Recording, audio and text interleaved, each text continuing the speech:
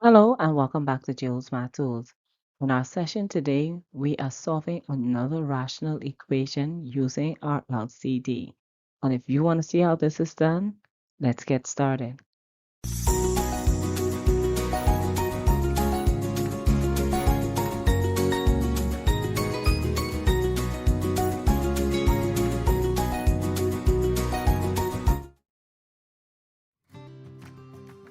In solving our rational equation today, we're going to begin by finding our LCD. Our LCD will be made up of the two terms in our denominator, which is our 2y and our 3. Now, when looking at our terms, we have a variable and we also have numbers involved. Now, with the variable, since y is our only variable, the y has to be included in our LCD. Now, when looking at our numbers 2 and 3, what we're now going to do is find the LCD of these two numbers. And we know that the LCD of 2 and 3 is going to be 6. And since 6 is their LCD, our LCD for our fractions will be 6y, since this is the term that is made up out of both parts of our denominators. So now that we have found our LCD, we're now going to be changing our fractions into their equivalent form, where 6y is the denominator for both of our fractions. So we're going to begin with our first fraction, which is 3y plus 3 all over 2y. Now remember that we're changing this into its equivalent form where 6y is our denominator. So let's begin. Now when looking at 2y, we're looking at how we are going to change this term from 2y to 6y.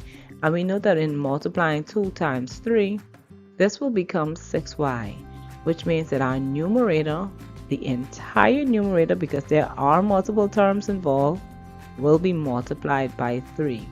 So my 3 will be multiplied to y, which will equal 3y.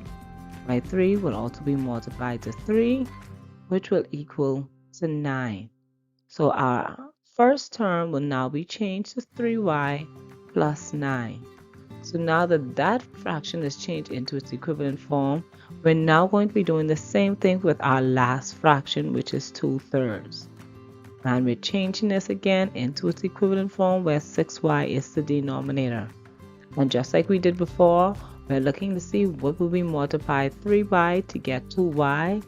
And we know that 3 times 2y will equal to 6y, which means that my 2 will also be multiplied to 2y, which will equal 4y. So our last term will be 4y. So now that our fraction has its equivalent form with 6y as its denominator, we're now going to be solving our equation to find the value of our unknown variable y. So let's begin collecting our like terms.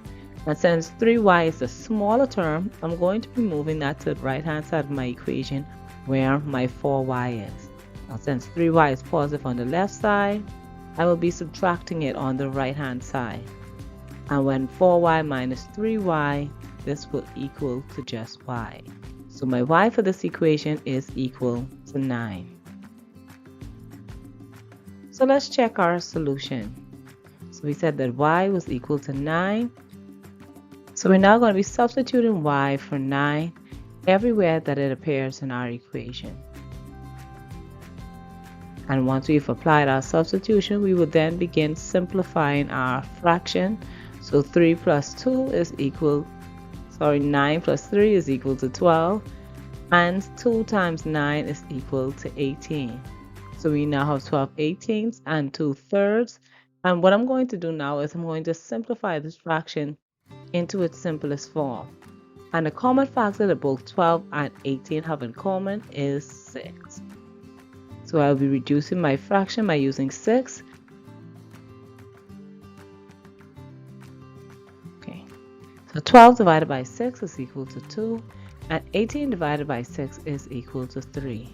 So we see that both sides of our fraction is equal to 2/3, which means that our y equals 9 is the correct solution for our equation. Okay, so there you have it. We just solved another rational equation with variables in our denominator using the LCD.